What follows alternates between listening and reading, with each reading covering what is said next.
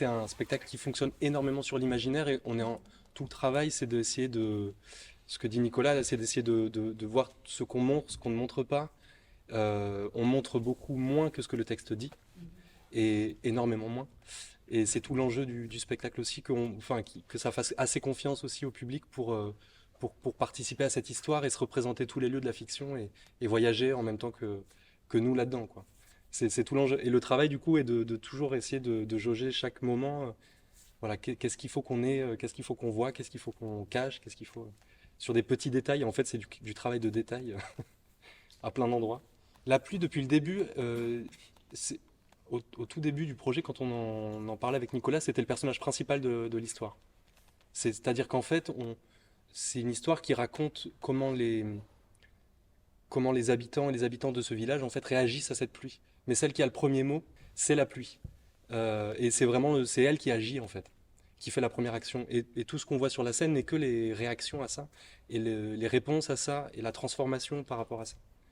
Donc oui, moi je dirais que c'est un personnage, ouais, qui n'est pas représenté comme un personnage, mais qui est très agissant en fait. Si elle n'était pas là, il n'y aurait pas de spectacle. En fait, on cite beaucoup la réalité à des endroits pour qu'on puisse, je sais pas, vivre avec ces personnages en se disant que ce sont aussi des personnes qui vivent vraiment dans un monde.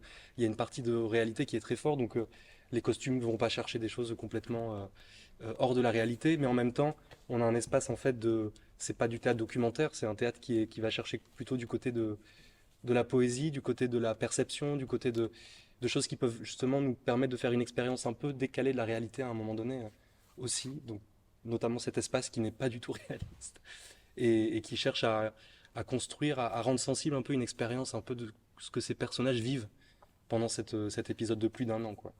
En fait, l'idée c'est vraiment ouais, de composer ça ensemble avec le public et de faire confiance aussi. Et de se dire, tiens, en fait, on peut se débarrasser de beaucoup d'éléments pour avoir accès un peu à ses corps dans cet espace. Et c'est déjà beaucoup, en fait.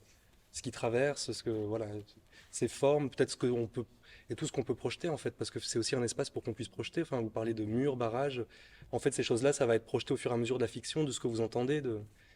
Et c'est faire jouer tout ça, quoi. Être assez précis aussi pour pas raconter tout le temps, parce qu'il y a une histoire à raconter. Mais que ce soit assez ouvert, que l'imaginaire il se sente libre, que ça crée du plaisir quoi aussi là-dedans, parce que sinon ce monochrome et tout ça serait un peu plombant quoi. Donc non, il est vraiment là pour ouvrir.